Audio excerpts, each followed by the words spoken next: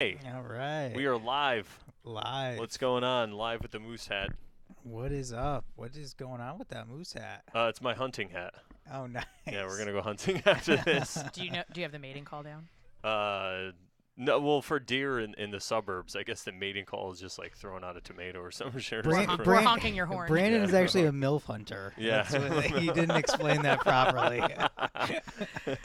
There's not really a lot of. All right. The MILFs of Milford sounds like a Yes, the Bravo MILFs of show. Milford. It does that. Shh. Milford. Keep that. Are we recording it? Oh no.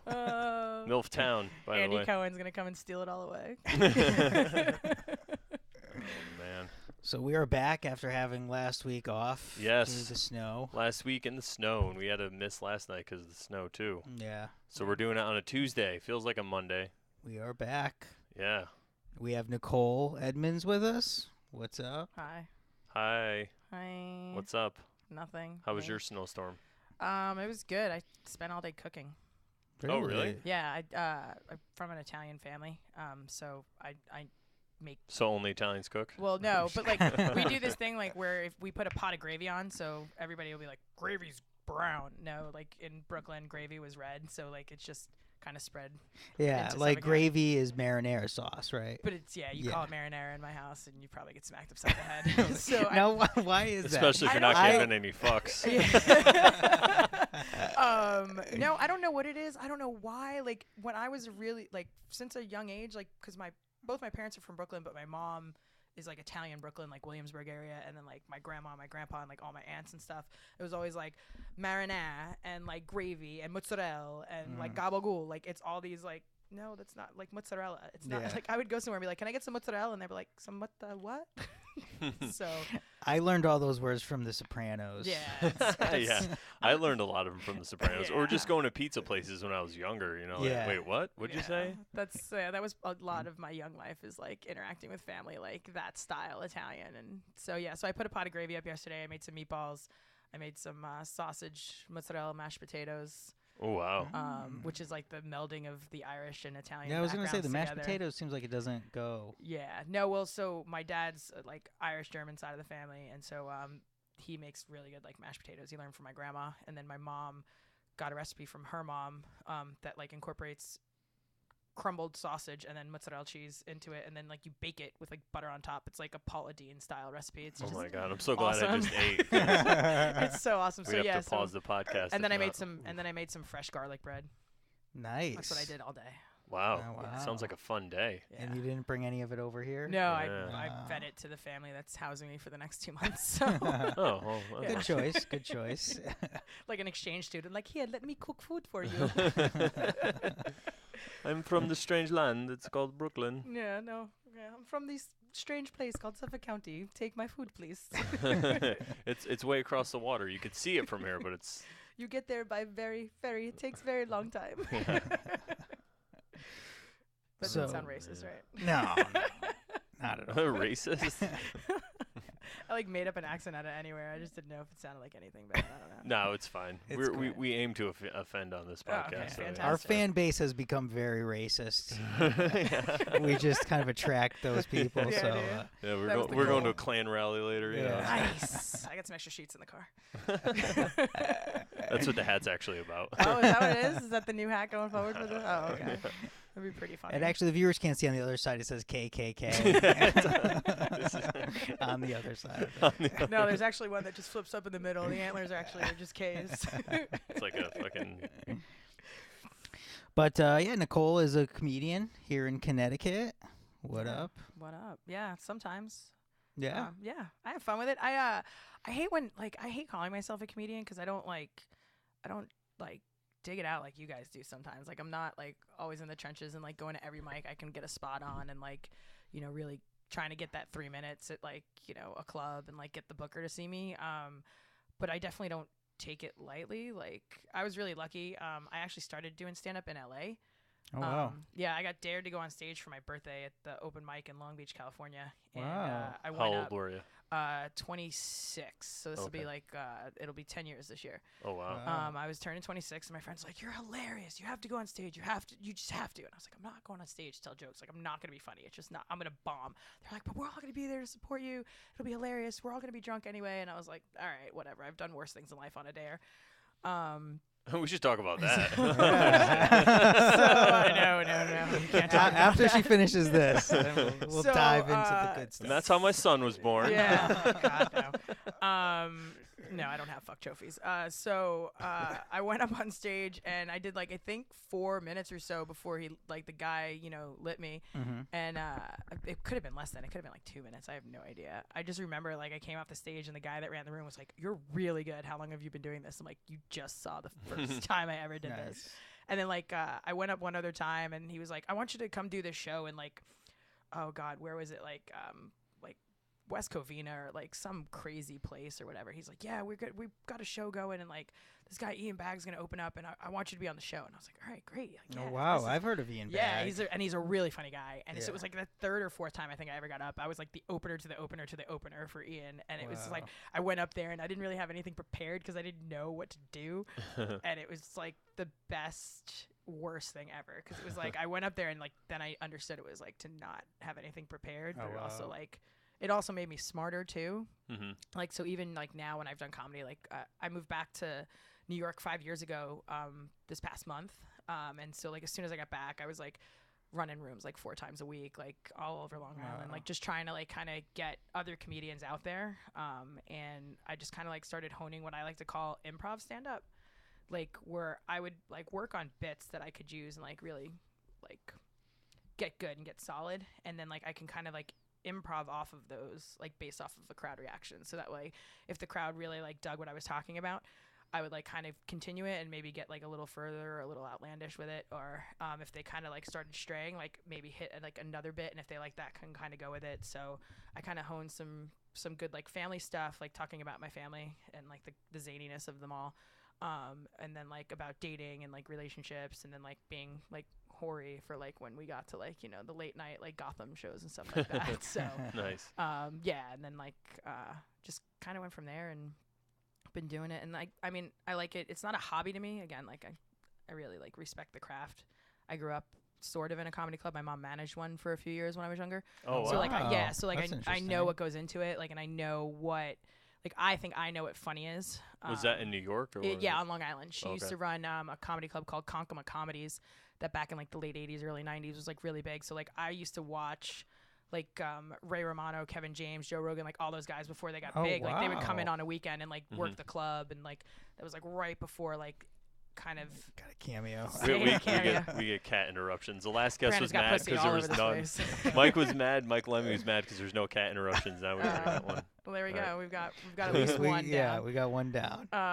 So That's awesome. yeah, so it was That really is cool, like awesome. getting to like kind of watch those guys, and then like obviously like mid '90s, that's when like everybody like kind of blew up, and like they were just they made it seem like everybody was getting a pilot as soon as they stepped off a plane in LA. So Yeah. Yeah. It seemed like that for a while. yeah, Everyone was it getting was some like kind of everybody TV had show.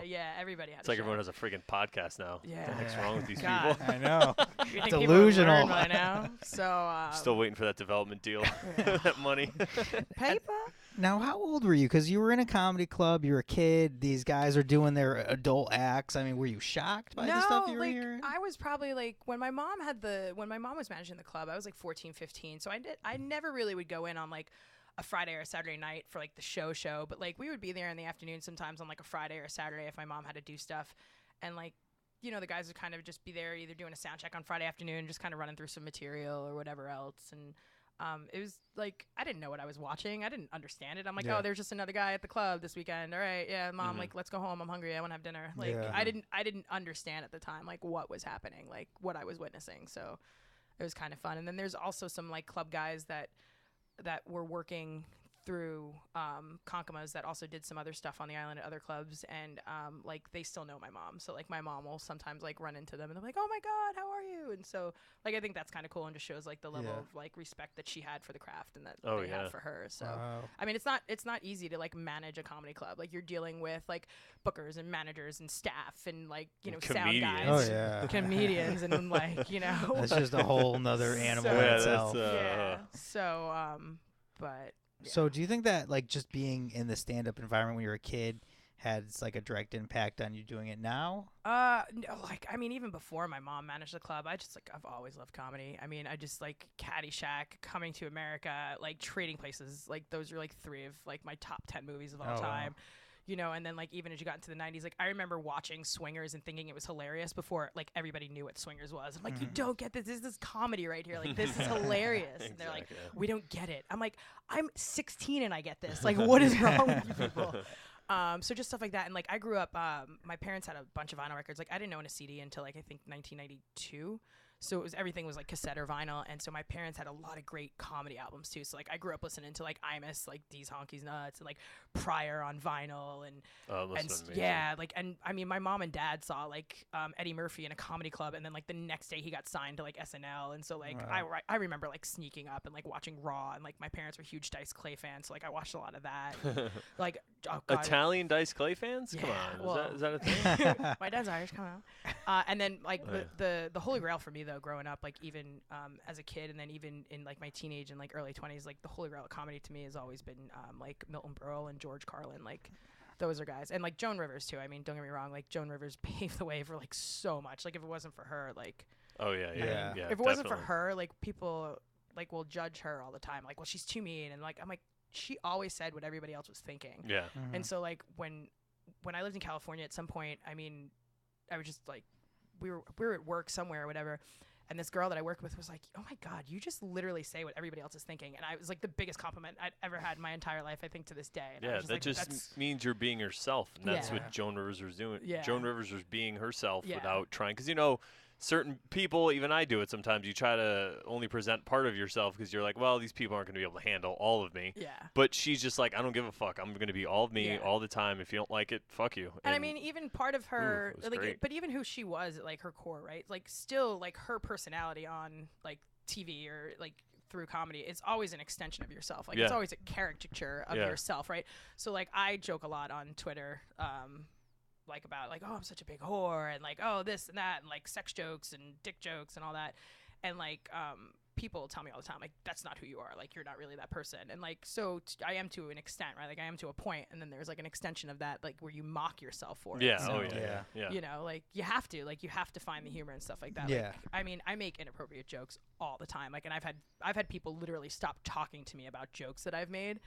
Like, Stop talking to you over a joke you like, made? yeah, like You made a joke and like then they I made a joke. Yeah, like, me too. so like last year's Super Bowl, I made a joke about, because it was like the same day that like Philip Seymour Hoffman died, and like don't get me wrong, I love Philip Seymour Hoffman's work. Like I think it's like Oh yeah, he's great. like a catalog of work that like nobody can rival.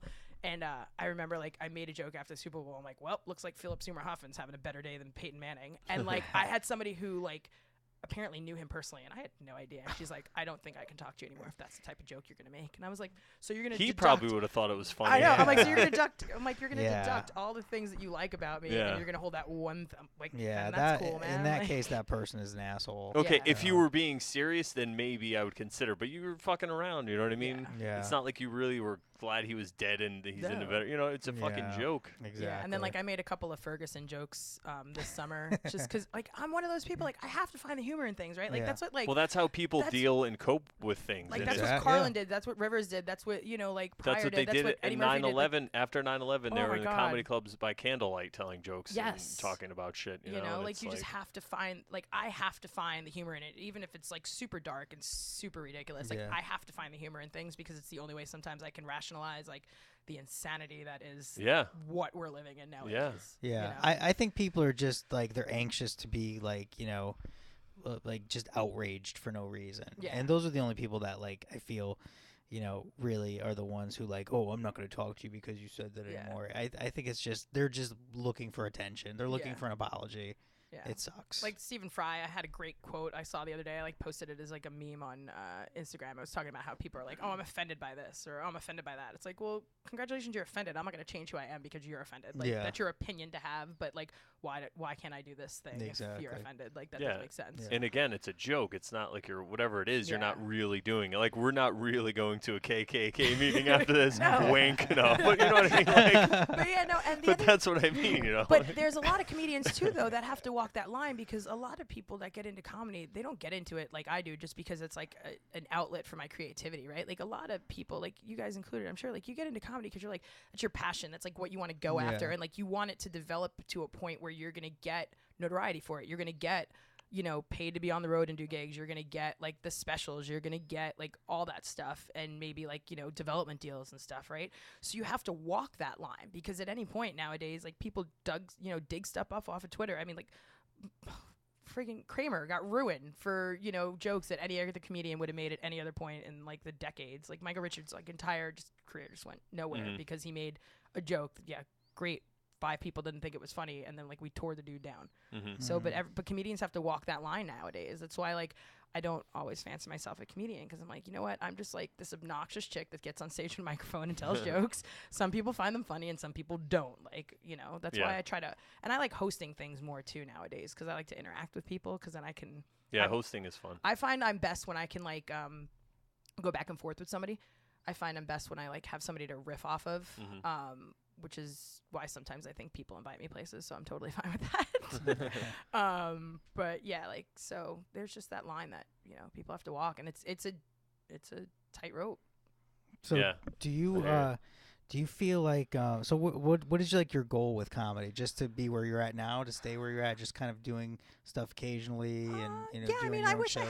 I wish I had kind of like 5 years ago where I had you know, bars on Long Island that were like just eager to, you know, get people in on like a Tuesday or Thursday night. Like, yeah, let's do a show. Like, yeah, bring in stuff and we'll do like, you know, $2 beers or whatever. And I mean, granted, we didn't always get like the best crowds in there. We get a lot of hecklers, but I think rooms like that like help really build comedians too. Like I love producing shows, I think, more than anything. Like I love kind of like wrangling some people that I've done shows with or kind of like worked with back on the island when I first came back, and then just like kind of, you know, getting them up on a show and be like, I know you're really funny, and like, and I want to show everybody else how really funny you are. So that's I feel the same way when I put a show together. It's always people I think are funny that I want other people to see. You know, and I'm like, you got to see this guy. So then I feel if my friends are coming out that they're going to get value for their money, you know. Yeah, exactly. And if they don't think I'm funny or they don't think this guy's funny, they're not going to think I'm funny probably. You know what I mean? Yeah. So it's just not for them, but yeah, both of you organize shows. Do you guys just get bombarded by comics that like ask to be on stuff constantly? Like, what is that like? Not really. I might start to now thanks to this podcast, but I don't normally. Once in a while, because I don't do a lot of shows. I do one every few months now. You know, for when I first started and I put more together, doing like one a month, I think I got more attention. But now it's, you know, just can I get a guest spot once in a while, something like that. So it's not too bad. But like I said, I'm not doing it constantly, you know. Yeah. Like every week, so. Okay. Yeah. What about you? No, I mean, like when I was running the rooms like 4 times a week, like, yeah, I'd get bombarded with like, oh, can I get time? Can I get time? Can I get time? And so like that was actually really good too. It's like trial by fire to like learn how to run a mic. Like you don't let 20 people sign up and do 8 minutes a piece. Like nobody's going to sit through that. Like, you know, or even like the first Cole House show that we did a year ago, like you don't like have 8 people and then a headliner and expect people are going to sit there and do it. Like, I'm like, but no, I want you to see all of these people. Like, they're really funny. Yeah. And then, like, you know, when people are like, can I get 3 or 4 minutes? And you're like, so, like, I like, you know, I have people that want to do the show, and I think that's great and stuff, but it's like, at some point, you kind of have to be the asshole and be like, listen, dude, like, I can only do this. And, like, I have a vision in mind, and, like, you know, maybe you don't line up with it, or people that just like, oh, well, I've done stuff here, and there. Like, well, I want to hear what you've done.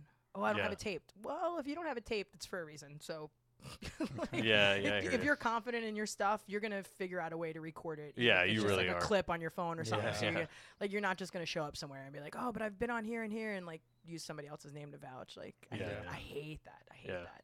Like, if you're funny, you know it. Like, I at least have YouTube clips I could send people, like, to be like, hey. Well, at least I got something. Yeah, exactly. No, I hear you. Yeah, it's that's important. If anyone's listening who's starting out, definitely get some video of yourself. Yeah, or even just like my voice recorder on my phone. Yeah. And I do that, and like I can clip it so that way I can edit it to the right kind. You can send it as an audio file. Like, I'll take those all day long. Yeah, that's true too. But it's always good to get some kind of recording, you know.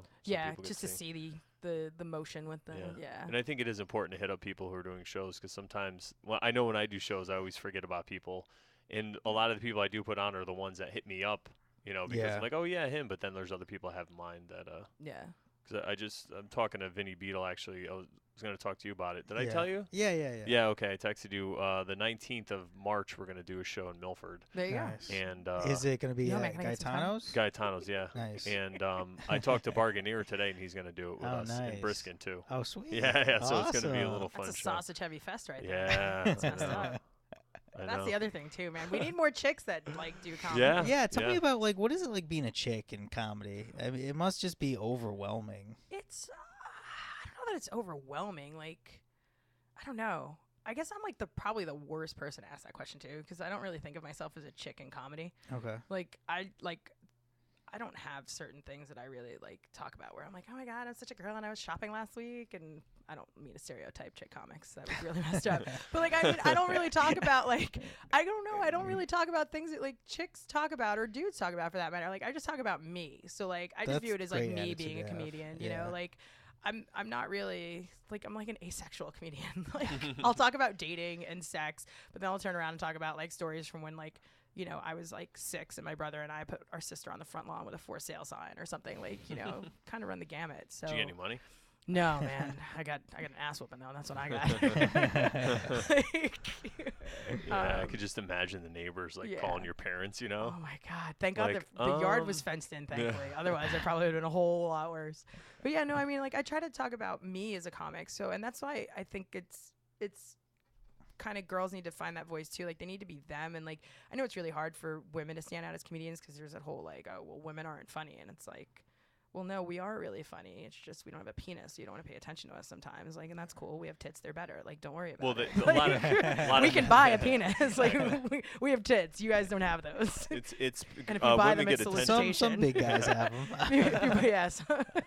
I think the women get attention, but it's a different kind of attention. Yeah. And men are used to giving women that kind of attention, not the laughing attention. But it's changing a lot, I think, because there's a lot of really good female comedians, that are paving the way also. Did either of you guys see Bonnie McFarlane's documentary "Women Aren't Funny"? I have, and it's just it's amazing. I didn't think really women are good funny, too. so I don't want to watch it. Well, you should watch it because it's titled "Women Aren't Funny." So I agreed. I was like, I don't need to watch this. It's like preaching to the choir. Yeah, no, it's a great documentary. Yeah, she's great. It highlights exactly like. Oh yeah. Yeah.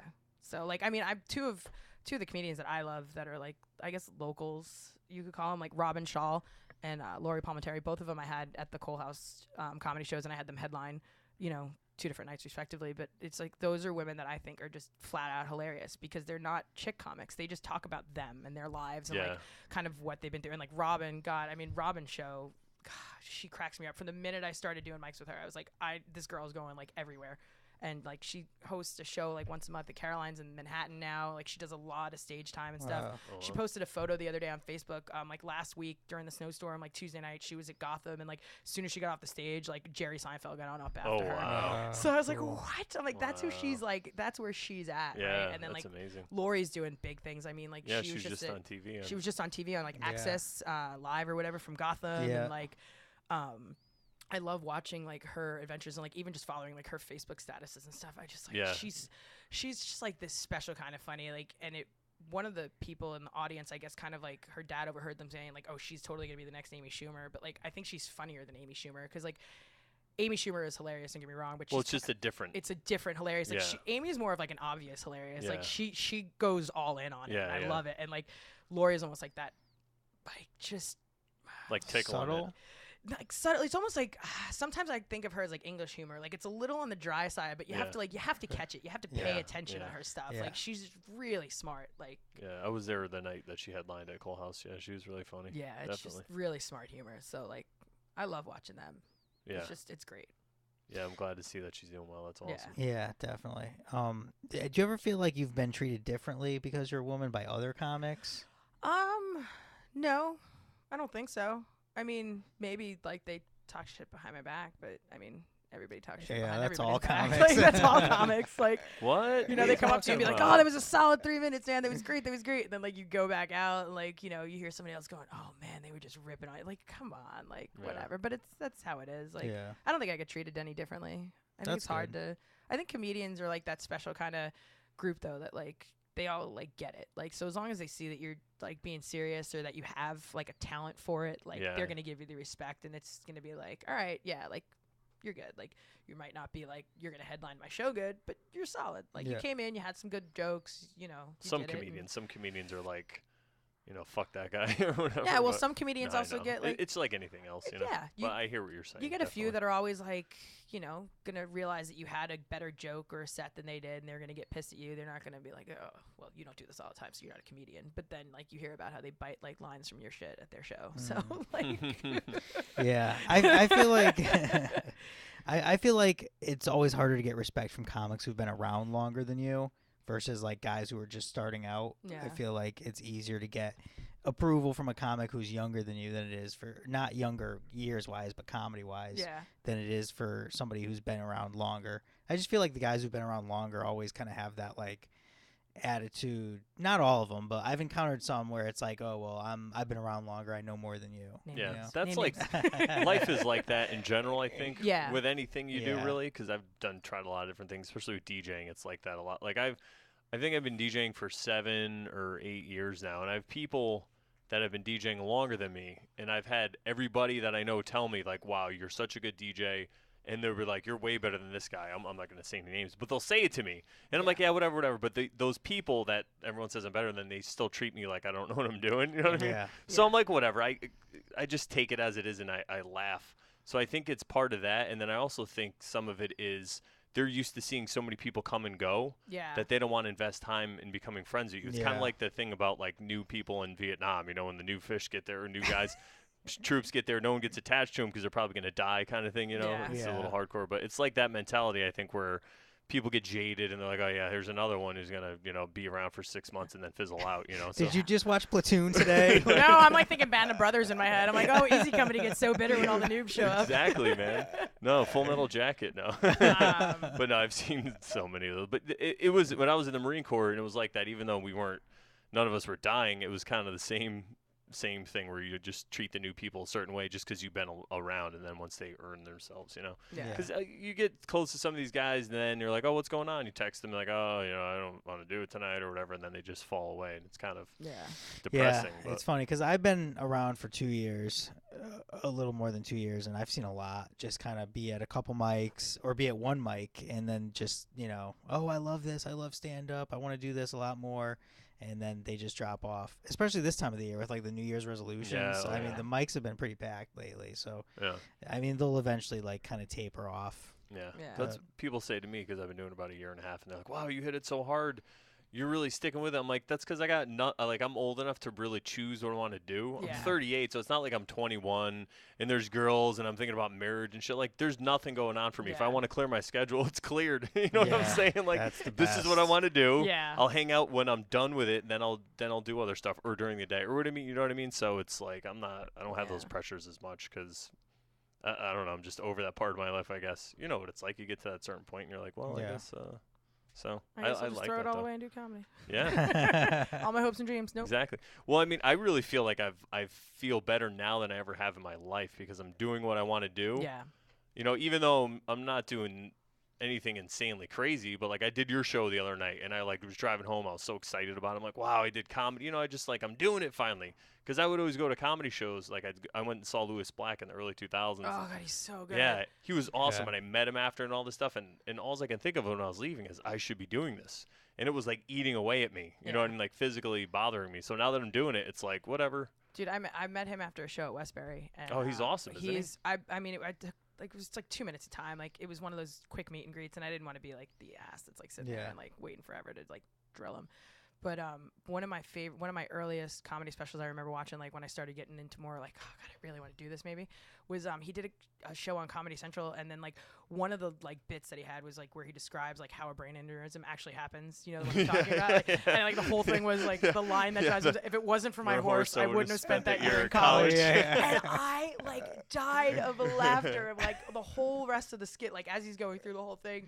If it wasn't my horse, like if it wasn't for my horse, that's funny because that's the bit that I remember off that album. Yes, and it's like that bit, and I never forgot that. Yeah, so good, and I like years now. It's still like years later, it still makes me laugh. So when I met him, when I finally got to meet him, I had the book and everything with me, and I was like, I just want you to know that like I started doing stand-up comedy, and a lot of it was influenced by like you and like how like snarky smart he is. And, Yeah, oh yeah. And I was just like, and I just want to thank you. And it was for this one bit, and I tell it to him, and he goes, well, you've made a lot of bad decisions then. And he like signs the book, and he signs the book like if it wasn't for your horse, Lewis Black. And I'm like, yes. That's hilarious. It was a super geek out moment. Yeah. That's awesome. I actually saw him in the street in New York one day, and he was talking to some other people. I guess they were fans too. He must get bombarded when he's walking down the street. But yeah. I was like a total creep and like waited around the corner until like he finished talking with them. So they walked away. He was walking in one direction. They were walking another. So I like just kind of ran up to him. And I was like, "Oh, Lewis Black, I'm a big fan." And he like shook my hand. He was like, "Hello." He wanted to get the hell out of there. I was like, "That's it. Like, I'm not gonna stay and bullshit with you." Yeah, just want to say good shit. Yeah. I was actually going to a mic after that. I wanted to just make a joke and be like, "Hey, you should come to the open mic with me." Oh my god, that would have been epic. That would have been hilarious. That would have been the biggest get ever. Yeah, I know, right? Yeah. I brought one person. Who'd you bring? Lewis Black. Done. You've got the headliner spot. Yeah, I always Bringer shows. I always liked his point of view. Yeah, Bringer. I always liked his point of view because he wasn't like on one side or another, especially when it comes to politics or whatever. Yes. He was just so obvious. Like, you guys are both idiots. Like, it was stuff I was always thinking. Yep. But I would say it and people would just look at me funny. And then he's on stage yelling it. Yes. I'm like, yes, I see. That's what I mean, everybody. The one where he's right like, there. this is how politics work. A Republican goes, I got a really shitty idea. And a Democrat goes, and I can make it even shittier. Yeah, exactly. Can we just turn this into a Lewis Black quote along? Yeah, probably. I love his candy corn bit too. Oh, yeah. I think I was talking to you Corn, about yeah. that. It makes me so sad though because I love candy corn. Me too. Every year, and when I'm in the store, I see it. I always think about him. I've always loved candy corn. It's what does he say? It's candy and it's corn, but it tastes like shit or something. Yes, or it's like the moo cow fuck milk for the. There is no soy titties, so there is no soy milk. There's no soy tit. Oh man. Your milk is making my milk feel bad about itself. He was on my outgoing. When I met him, I made him record the message. I waited in line. I purposely went last in line, so he was so cool. He was actually the people in front of me who was talking to their mom on the phone because they couldn't make it, so he was on the phone talking to her. Oh, that's so bad. Ass. And then I had it ready to go. So I explained what I wanted. I handed him the phone. He's like, "Hi, this is Lewis Black. You've reached Brandon's phone. He has a really busy life, whatever. He can't get to." So it was like that for like 6 years. And then I switched providers, and I totally forgot. No! And it went away, and I was like, no. It was like too late. Yeah. Oh, you just have to go stalk him again. Even 6 years later, that's still such a blow. Yeah, You I know? know. Like, Ugh, I'm gonna have to find him again. Lewis, remember me? No. I have some other friends who also met Lewis Black after shows, and like same stories. Like nice, super nice guy. Just sat and chatted with him for a couple minutes about whatever.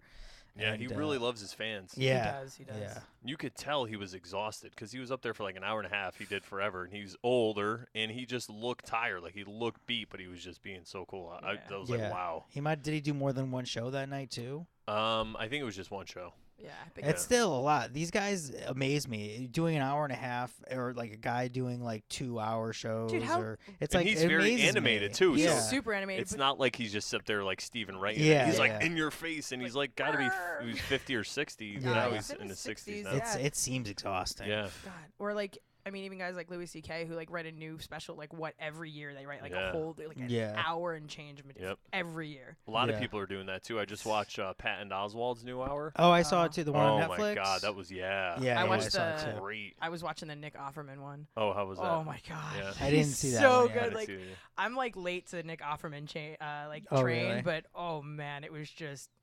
It was like Now, what is he doing in that? Is that stand up or I thought he does he like sketches too or it's something? well, he kind of sort of has some sketch aspect to it, but I Okay. just like it just was so hilarious to me. Like I don't know from like just from start to finish. Like I crack up thinking about it. Like the way he prefaced it and like the way he did it, it was just so different and like I don't know, like I don't even know him and his material well enough, but I'm just like it's so him. Like it's so distinctive of like the comedian that he's like known to be, especially when you add in like the Parks and Rec character of, Rod Swartzen and all that. Like it's just so like so Offerman. Like, it's like an adjective now. It's like it's so Offerman. That's awesome. But yeah, and then like I watched the Chelsea Handler one, the from Kilimanjaro or whatever. The Africa Yeah, one. I haven't seen that yet. It was pretty good. It was pretty good. I don't know. I loved her books. Like, Yeah. I loved her. Like, Are You There, Vodka? It's You Got to Be Chelsea. Kidding Me. You Got to Be Kidding Me was the one. that's Yeah, okay. and I laughed. I enjoyed it. I did enjoy it. But I like the Offerman special a little better. Yeah. The Patton special was great. Yeah, I it mean, really that was. Yeah.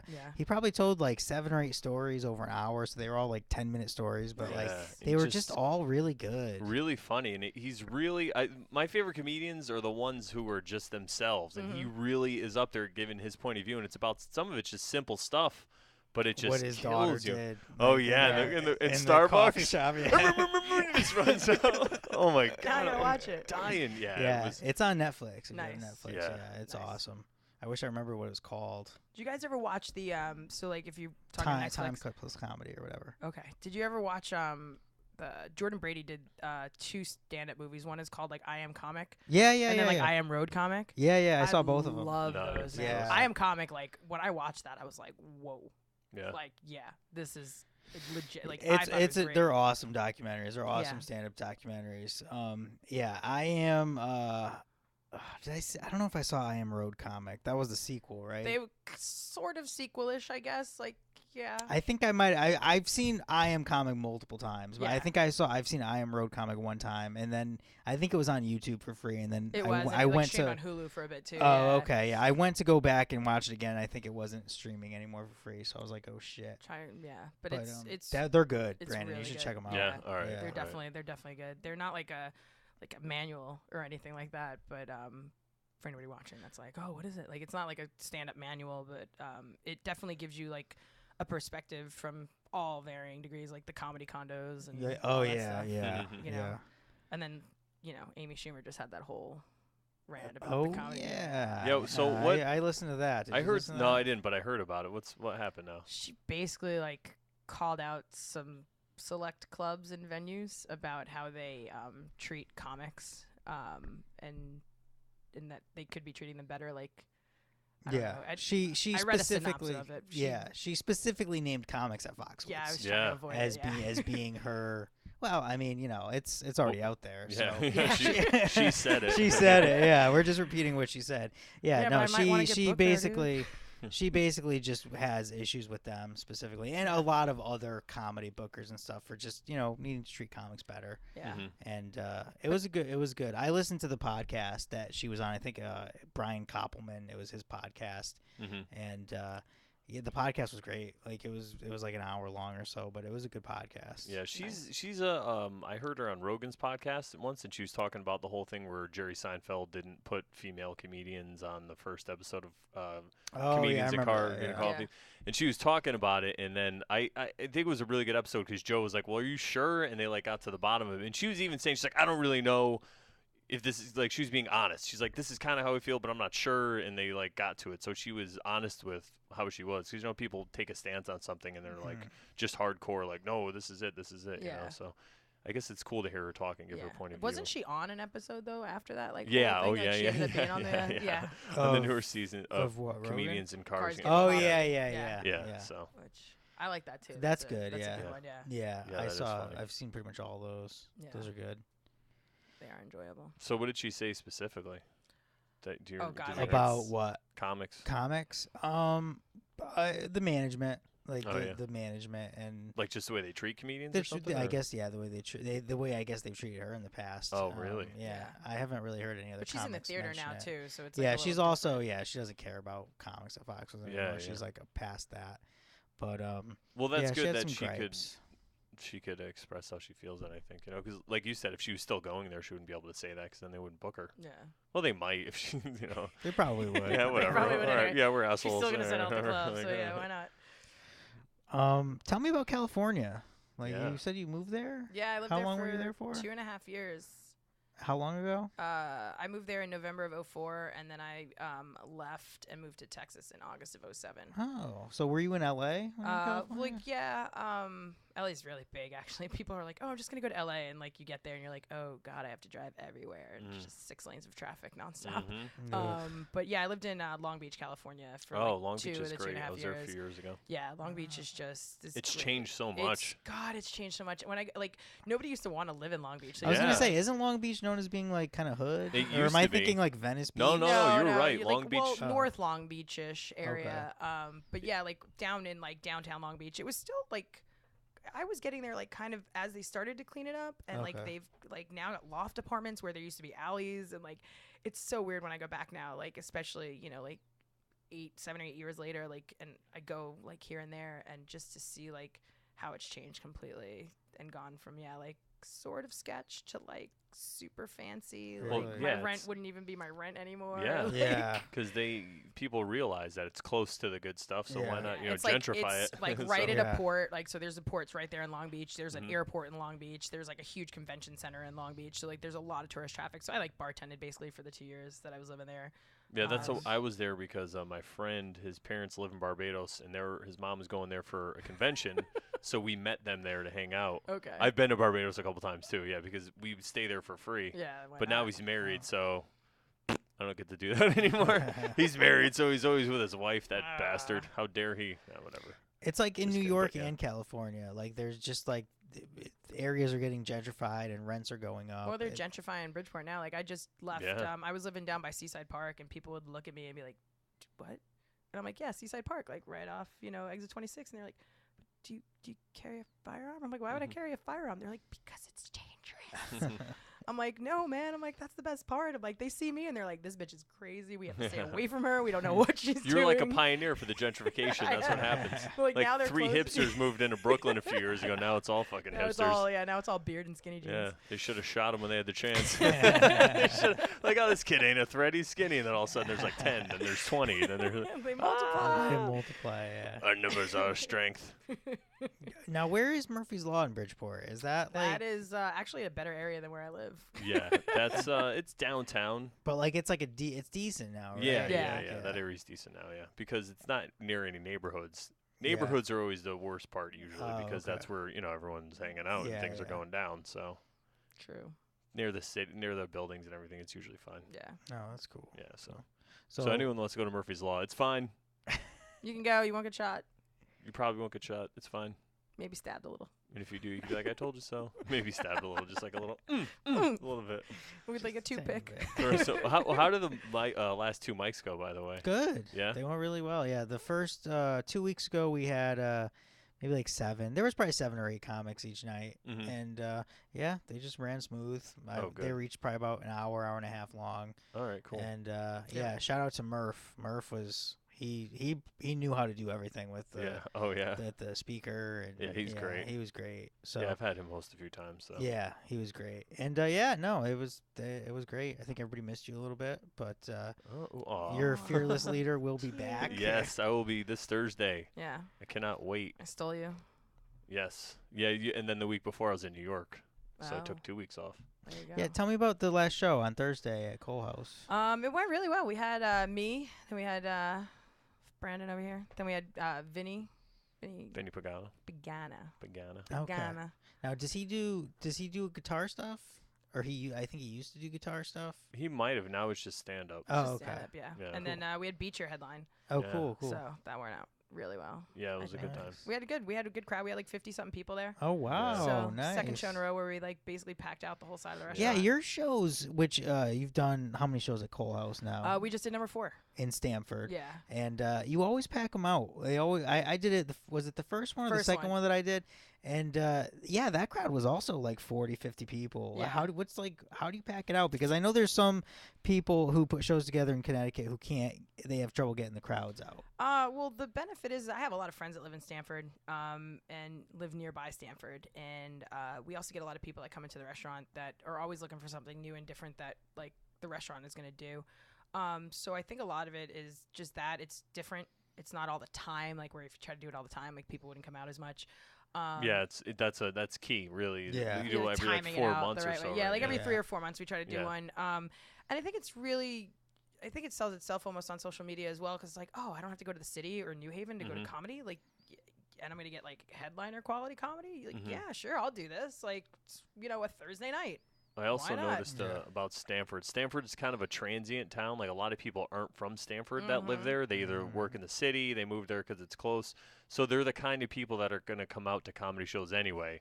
It's not like when you do one in Milford and it's like, oh, it's a Thursday night. Well, I got to work tomorrow and I got my Yeah. set schedule. These people are used to, oh, I got to catch a train in the morning and all this stuff. So But I could sleep on that. And yeah. And then shout out to Diego, guy that's been coming into the restaurant. He hooked it up with he runs a meetup group for like people in Stanford to do things and like post events and everything. So he Yeah. posted it in there and like that's so awesome. out of like the 50-something people, I think like 30 were like from Oh, the meetup group. wow. And That's like we got a awesome. really good turnout from meetup group last time too. So it's like Oh, a really sweet. good venue to work with. So Wow. yeah. And it's fun. Yeah, it was a fun crowd too.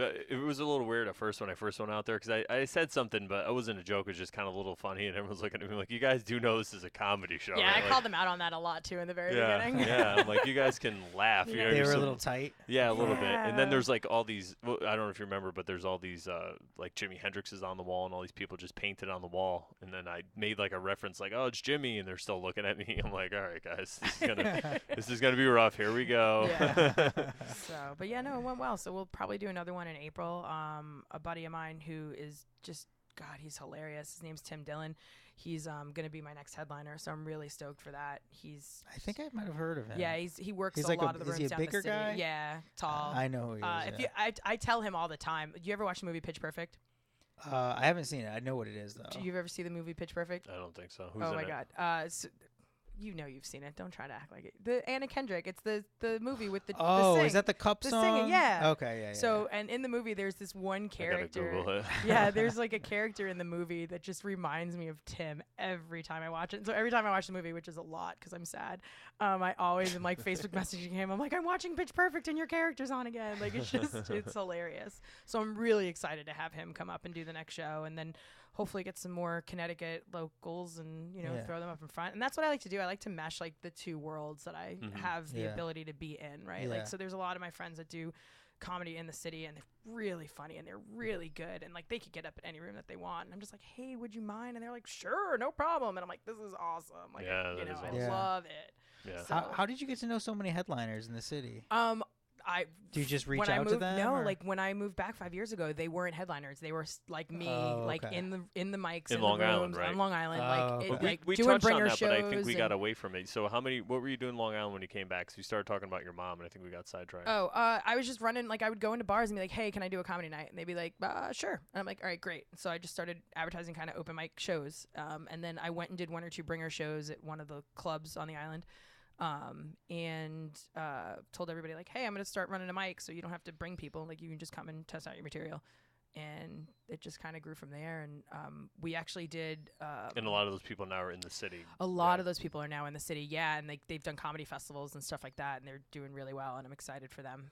It's really great to like actually watch them kind of go from when I remember they were trying to string together like 5 minutes to like now they've got like 30 and 45-minute stuff, sets and everything. So that's really fun for me. That's kind of why I think I like producing more than anything. Like I could go on and like one of my friends had me on, another comedian who was putting together some really great shows on Long Island, Jeff Schaefer. He had me up for 2 of his shows that he did at like an actual like concert style venue, like a 89 North, and he like had like a live band on stage with the comedy, and like it did really well. It was a lot of fun to do those shows. And I like looked at him one day and I was like, well, how long do you want me to go on for? He's like, I'll light you. And I light you. And I'm like, all right. Like, and I had 15 minutes of material in my head. And I was like, all right, here we go. I'm going to do my 15 minutes and it should be good. And then like all of a sudden he lights me and I get off stage and I was like, all right, great. Like, what was that? Like 15, 16 minutes? He's like, dude, that was like 28. I'm like, how the hell did I just put together 28 minutes of Wow. material that I didn't have? Were you like So- doing crowd stuff? Some crowd stuff. And then again, just like kind of people are finding something funny. So I'm like, let me go a little further with it and a little further okay. and a little further. So it was almost like stringing together like a couple of nights at like different rooms is what it felt like Nice. almost. So yeah. Oh wow, that's right. So- That's I really wish cool. I could do that more. Just like riff more on stage and just kind of get material from that like riff. I wish I could like actually like discipline myself more and have like material. So You guys should get together. Wonder Twin powers activate. Exactly. So Because I feel like I want to stick to the script too much. Like I feel like in order to kind of get better, I should like try to open up and start riffing a little bit more. Well, and that's why like that's why I created like those like 3 or 4 solid bits that I really like and I really will use as like my go-to and stuff like that. I mean, I had. Oh yeah, if it's like you're not getting anything. Yeah, if I'm not getting anything, or like I mean, I walked up on stage. I think the worst show I ever had in my life was like right before Hurricane Irene. So going back a couple of years, and Colin Kane used to do shows a lot in like the city and on Long Island, and he like was like, "Hey, do you want to be on my show to open?" And I was like, "Yeah, sure, like that'd be great." He's like, "Great, like get 20 people, bring them in, and we'll do this." And I was like, "Okay." And so I got my people. We were all just kind of chilling at the show, and I went up, and it was Christy Stefano, who's like now huge. Oh like, yeah, he yeah, was yeah. on like Letterman and like. He went up Yeah. before I did, and I was like, "Oh, okay," or right after I did. I think it was before I did. Did you know him back then? Was he? Didn't know, like we were like Facebook friends and like Okay. comedy friends, but like I didn't know him or anything like Okay. that. But he wasn't on any of that stuff yet. he wasn't on any of that stuff yet. Wow. And then it was me, and then it was Colin, and then or again vice versa. And I remember going up and like I'm talking to the audience or whatever, and like I walk up and my first line. I used to think it was funny. Like my first opening line was always like, "Oh, do you guys ever have a day that was so bad that you wish your dad would have just pulled out instead?" like, like, "Oh, I wish I'd never been born." It's like, no, I just wish my dad was pulled out. Like, Yeah. I tried to riff on it. Like, I tried to make a different variation of like, and like the whole crowd was just silent. And I was supposed to do Oh, like 15 minutes, and I was Oh, like, "This is just not gonna go well." So I like kind of was like awkwardly like went into the next thing, and like nobody was like really laughing, and like even the people I brought with me were like laughing enough, but it was like awkward laughter because like, you could. People in the audience were like, "Oh, yep, she brought those people." Yeah, so yeah. like at one point they stopped laughing, and I was like, "Thank God," like 'cause it just was worse. And so I think I was supposed to do like 15 minutes, and I think after like 3 minutes, I looked at the entire room, and I was like, "Well, Nagasaki and Hiroshima went way better than this," and I like, "Thanks for your time, have a nice night," and like walked off the Wow. stage. Yeah, that was like the worst night I think I ever had in comedy. And that was right after Chris went on. You said. It was like I think I went up. Yeah, like it was like I was sandwiched in between these two super like I mean the type of comics that they are and like their style and everything. Like I was just out of place on the show. But again, I was looking for time and got time is offered time. and I was like, yeah, I'll take 15 minutes like in front of a headliner. Sure, Nice. why wouldn't I do that? Yeah, really. So yeah. Yeah, you got to be hungry for that stuff. Yeah. How did they do? Did they do well? Or? Yeah, of course they did well because their audience was, the audience that was there for Colin was geared more for like, like I was like, they weren't there for like whatever chick got on stage and tried to be funny. Like they were there for like, but Chris was hilarious. Like I remember just sitting there like listening to his stuff. I'm like, dude, that kid is funny. Like that kid is funny. So, and then like all of a sudden, like a year and a half, 2 years later, I'm like, what? Wait, this kid's on Letterman? Like what? Oh man. Nice. So yeah. So I like that stuff. Like I like when those guys, like again, when I see people that like I've done time with and stuff like that, or done a show with, and like they get big like that. That's awesome for me. Like I love that. Yeah, it's like it kind of solidifies like the idea in your mind that like, oh, you any of us can do that. Yes. You just kind of have to put the time. Got to in. put the work in. Absolutely. Yeah. But it's like it's so possible for anybody. I mean, especially us living in Connecticut. I mean, we're so lucky that New York is for you like in Stamford. It's what is it, an hour and a half? Not even an hour. Not 47 Yeah, minutes yeah, express. it's about an hour and a half from exactly. here, yeah. But from here, from where I am in the middle of the state, it's like 2 hours. Mhm. 2 hours Yeah. away from Boston as well. But it's like New York and Boston are huge comedy meccas in this Yeah. country. So like we're so lucky that like we Yeah. can kind of like And almost we could do work our thing in with the Connecticut people. on Yeah, off nights too. Yeah. yeah, we can like get to work with these people and kind of build that. Build up like our relationships with like local clubs like in the tri-state area and stuff Yeah. while we're still living here if any of us want to go to New York or whatever. Yeah, that's But true. it We have a it is lot of really options. cool. Yeah, that's awesome that Definitely. you worked with all those guys and stuff. Yeah. So you say you want to write more? Do you just procrastinate when it comes to it, or how do you? No, You just don't. Nothing happens when you start writing. Or? well, the problem is that like when I start writing, I kind of almost write the way I think, which is on tangents. Like Okay. I'll start writing, and I have like this idea, and then I'm like expounding on that, and then I lose track of what the original idea was, and Mhm. so like I'd probably be best at like writing stories. I'd probably be better doing like those like Patton Oswalt style, like, you know, like, okay, I'm gonna Yeah. like tell this 10-minute story Yeah, about this yeah. thing, and it has like an ending, and like, Yeah. that's probably like the way I should do comedy. Try it. But I'm always You know, like, there's yeah. an open mic Thursday at Murphy's Oh, Law. really? I've heard. No, like Shameless plug. no, like, I mean, I feel like maybe I could do that. But then it takes like, then I would have to actually sit down and like write it. And the problem is I have like 17 jobs that I do. So like I never, and like the best part of the 17 jobs is that like, it's not really 17, it's only like 6. But like I have like leeway with all of them, and I have the ability to be flexible and like move my schedule the way I kind of want it to be. So I could do comedy way more than I do.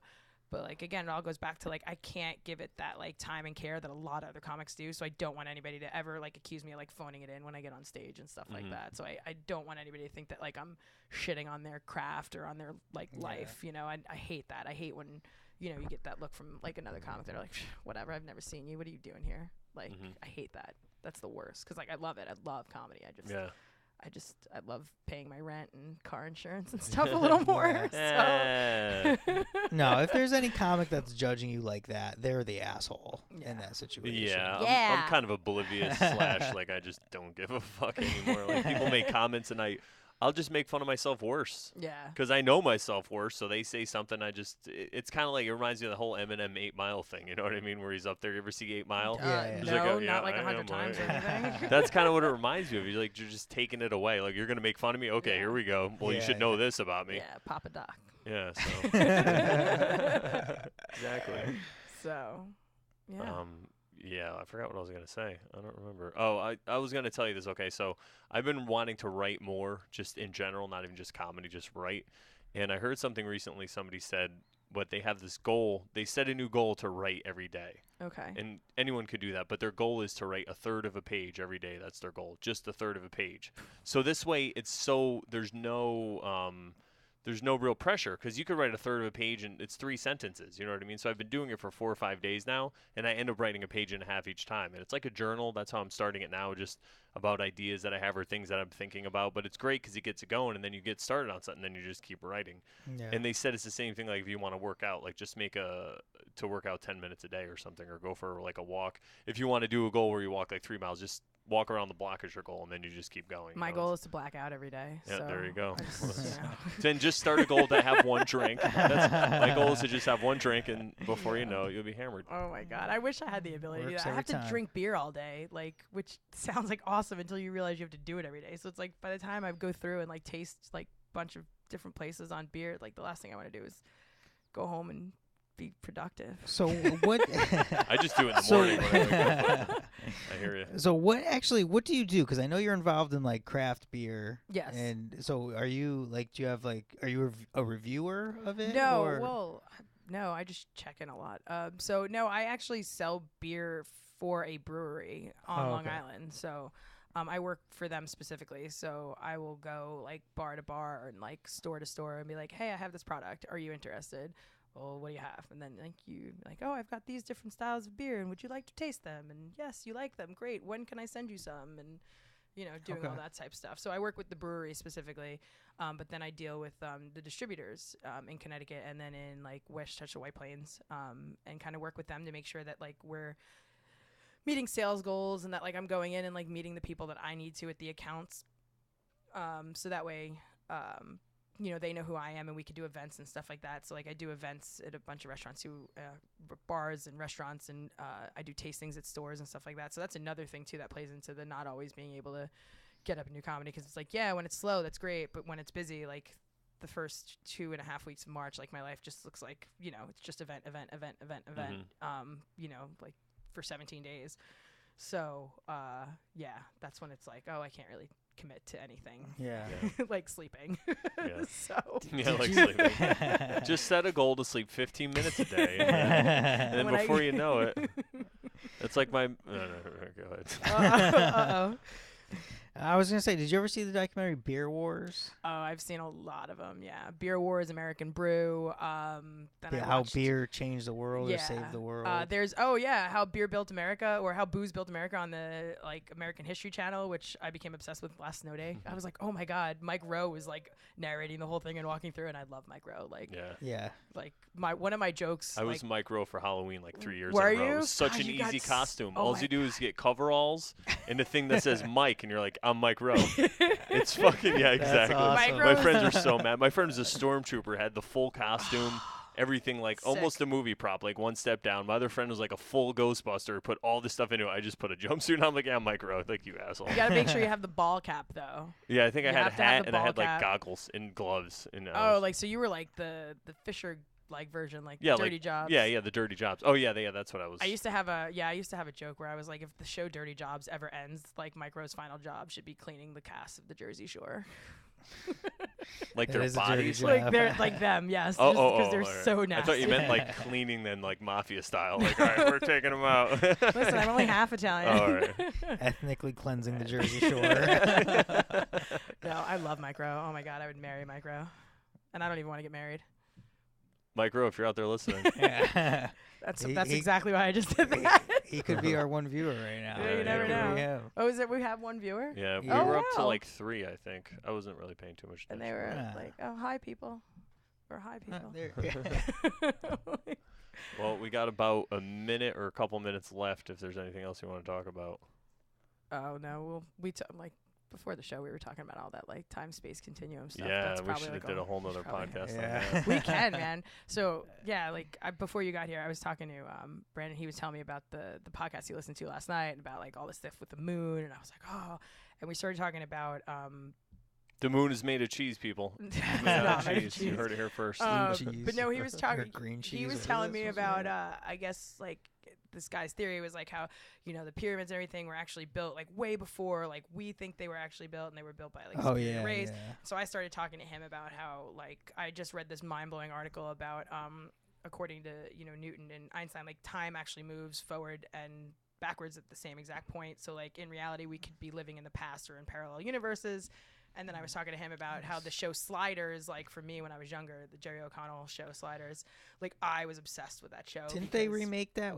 Did they do a remake of it, or was No, there like an his- original and a remake? or No, it something? wasn't an original and remake. What happened was Jerry O'Connell like ended up leaving at one point, and then like his brother, who looks almost exactly like him, like became like his character. Oh, So okay. yeah, but yeah, and then like that show just always like led into my belief that there are parallel universes. So I was telling him like when I experience deja vu, I think it's one of two things: either I'm exactly where I'm supposed to be at that point in like my timeline of life, or it's where me and like every other parallel version of me have sunk up and are experiencing the exact same thing at the exact same time. Interesting. Because I always feel like deja vu is always like I've been here before. Yes, Like, exactly. but Yeah. like I like those theories. I've never heard those theories. Yeah, before. like that's how I kind of view deja vu. Like either I'm exactly where I'm supposed to be at that exact moment in life, or maybe I'm syncing up with every other version of me that's doing something else, but just on a different Yeah. wave or a different timeline. So Mm. yeah, or like when you dream and it's super realistic, like where you wake up and you're like, no, seriously, how is that a dream? Like I was just like experiencing this actual thing. Like it's so ridiculously real that you've like left your conscious self, and so you've gone and sunk up with another version of yourself, another So, plane of okay, existence. yeah. So when you Wow. wake up, that's why it felt so real, because you were actually experiencing that, but just in a different version of yourself in a different plane of So I existence. really did kill that guy. Shit. I hope, Really I did hope do there's all no those cross things. police that could come into different dimensions because I'll be No, screwed. but that's like that Minority Time Report Police. movie, yeah, like Time Police yeah, or time something. police. Eek. So, but yeah, so we were talking about all that. Yeah, that's good stuff. I love that stuff. Yeah, That's that's like nice. they were talking about it on the Rogan podcast last night. The guy was talking about. He said humans. Everyone agrees humans been around for like the way we are now for like 150, 200,000 years. Yeah. So then he Oh was yeah, saying, yeah. he was saying, look at what we've done since recorded history, like in the last 7,000 years. Like we've been to the moon. We've done Mhm. even in the last 100 years. You know, Yeah. like 100 Yeah, so years ago exactly. we were on horses.